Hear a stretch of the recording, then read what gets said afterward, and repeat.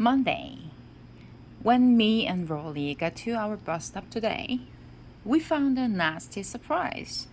There was a piece of paper taped to our street sign, and it said that effective today, our bus route was rezoned.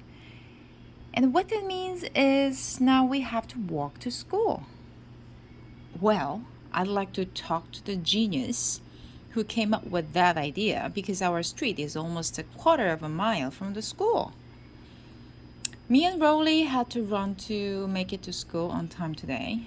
And what really stunk was when our regular bus passed us by and it was full of kids from Worley Street, the neighborhood right next to ours.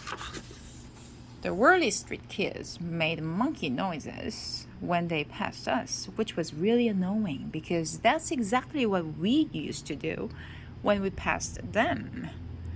Ooh, ooh, ee. Really monkey sound. Pant, pant. I will tell you our one reason it's a bad idea to make kids walk to school.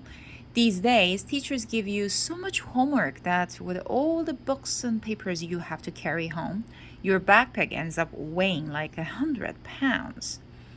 And if you want to see what kind of an effect that has on kids over time, all you have to do is look at Roderick and some of his friends.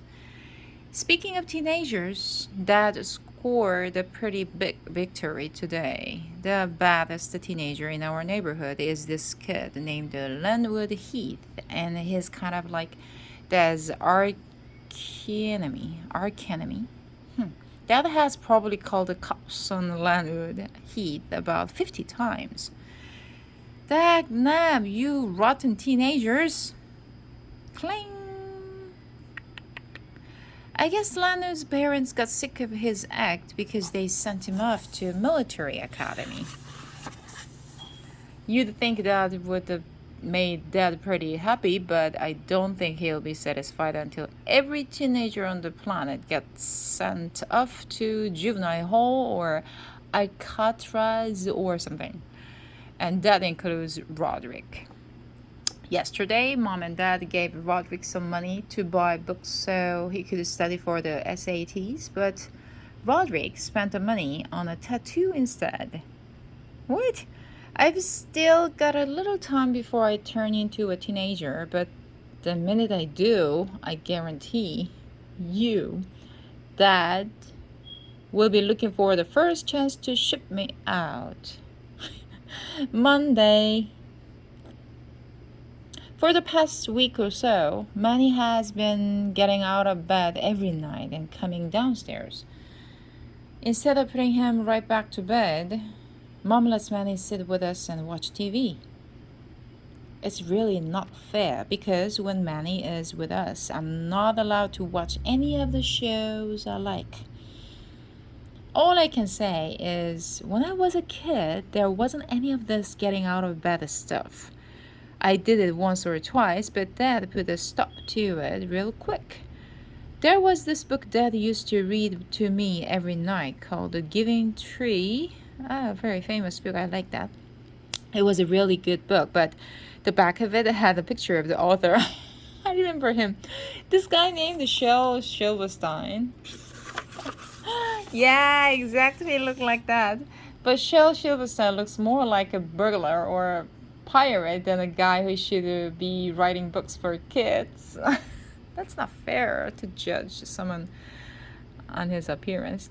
Dad must have known that picture kind of freaked me out because one night after I got out of bed, Dad said, "If you get out of the bed again tonight, you will probably run into Shel Silverstein in the hallway." It's like a Monty 아저씨. That really did the trick. Ever since then, I still don't get out of bed at night, even if I really need to use the bathroom. Uh-oh. I don't think Mom and Dad read any Shel Silverstein books, which probably explains why he keeps getting up after they put him to bed. I've heard some of the stories Mom and Dad read to Manny, and let me just say that the people who write these books really have a racket going. First of all, there are hardly any words in them. So I'm sure it only takes about 5 seconds to write one.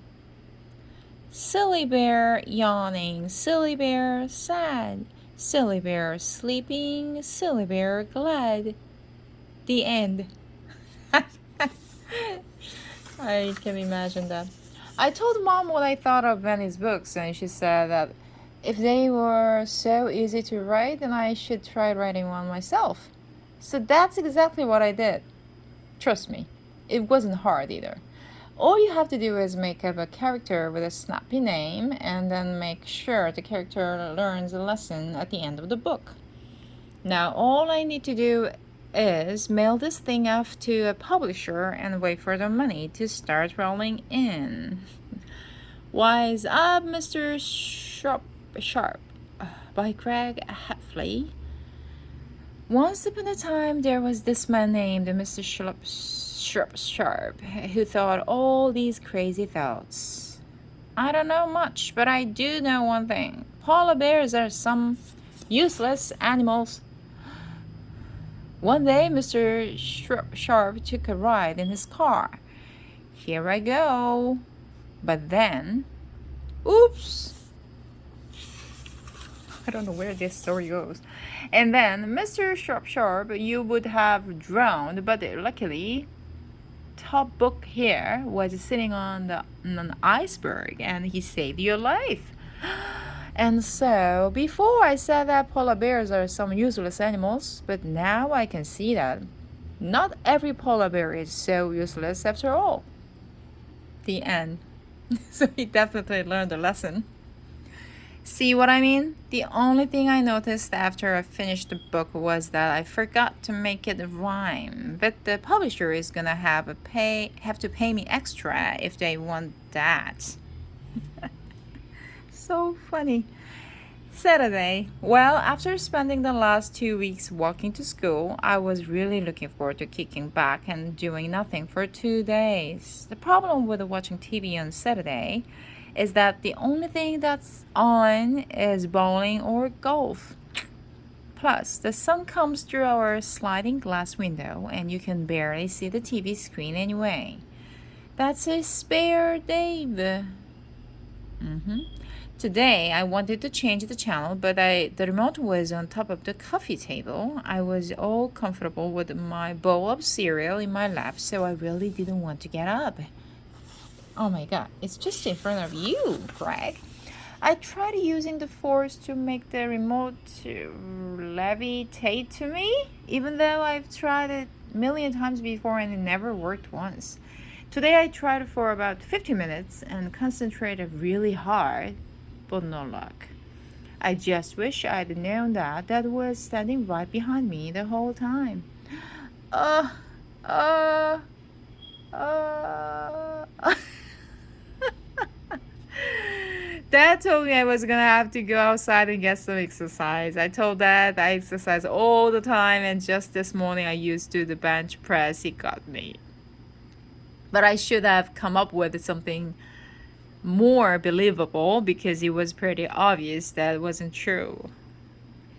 See, the reason that is on my case about exercise and all that is because he's got this boss named Mr. Warren, and Mr. Warren has 3 boys who are these crazy sports fanatics. Dad sees the Warren kids outside in their front lawn every day on his way home from work when his carpool goes by their house. Oh, sports geeks. So I think Dad is pretty disappointed every time he gets home and sees what his sons are up to. Anyway, like I said, Dad kicked me out of the house today. I couldn't really think of anything I wanted to do, but then I had a good idea.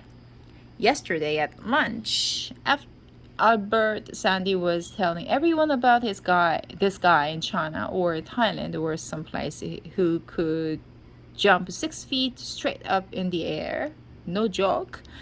The way the guy did it was by digging a hole that was 3 inches deep and then jumping in and out of it 100 times.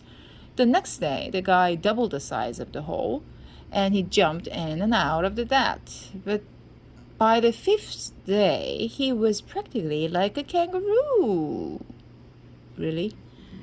So the guys at my table told Albert he was full of baloney, but that what he was saying made a lot of sense to me. Plus, I figured if I did what Albert said and then added a few days to the program, all my problems with the bullies could be over. Looking for someone, fellas? He jumps onto the windowsill on the next building. I got a shovel out of the garage and found a place in the front yard that looked like a good spot to dig, but before I could even get started, Mom came outside and asked me what I was up to. I told Mom I was just digging a hole, but of course she didn't like that idea, so she came up with about 20 reasons why I wasn't allowed to do it. Mom told me it was dangerous to dig in the yard because of underground electrical lines and sewage pipes and stuff. Then she made me promise up and down that I wouldn't dig any holes in our yard, so I promised. Mom went inside, but then she kept watching me out the window. I knew I was gonna have to take my shovel and go dig a hole somewhere else, so I headed up to Rowley's house. I haven't been going up to Rowley's much lately, mostly because of Fregley. Fregley has been spending a lot of time in his front yard, and sure enough, that's where he was today. Does this scap smell funny to you? Huh? My new strategy with Fregley is to just avoid eye contact and keep walking, and it seemed to do the trick today. Really? When I got to Rowley's, I told him my idea and how the two of us would practically be ninjas if we stuck with this whole jumping program I planned out. But Rowley didn't seem so hot on the idea. He said his parents might get mad if he dug a 10-foot hole in his front yard without asking them, so he was gonna have to get their permission first. Now, if there is one thing I know about Rowley's parents, it's that they never like my ideas. I told Rowley we could just cover the hole up with a tarp or blanket or something and put some leaves on top of it, and his folks would never even find that. That seemed to convince him. Okay, so I admit that Rowley's parents might eventually find out, but that wouldn't be for at least 3 or 4 months. While mowing the lawn. Me and Rowley found a good spot in front yard to start digging, but we ran into a problem right away. What would that be? The ground was pretty much frozen solid, and we could hardly even make a dent. I spent a few minutes trying before I handed the shovel over to Rowley. He couldn't really make any progress either. But I gave him an extra long turn so he could feel like he was contributing to the project. Rowley got a little bit further than I did, but when it started to get dark out, he gave up. I guess we'll have to take another crack at this thing tomorrow. That's boring. Sunday. Well, I thought about it a lot overnight, and I realized that at the rate me and Rowley are going, we're gonna be in college before this hole is 10 feet deep. So I came up with a totally different idea for what we could do. I remember this thing I saw on TV where scientists made a time capsule and filled it with a bunch of stuff like newspapers and DVDs and things like that. Then the scientists buried their time capsule on the ground, and the idea was that in a few hundred years someone will come along and dig it up, and they can learn how people from our time used to live. 2380? Oh my goodness. I told Rowley about my idea and he seemed pretty enthusiastic about it. Mostly, I think he was just glad we weren't gonna spend the next few years digging a hole. I asked Rowley to donate some items to put in the time capsule, and that's when he got cold feet. I told Rolly that if he put some of his Christmas presents in the time capsule, people in the future would get some really cool stuff when they opened the box. Rolly told me it wasn't fair because I wasn't putting any of my Christmas presents in the time capsule, so I had to explain to him that the people in the future would think we were really lame if they opened the box and it was filled with clothes and books.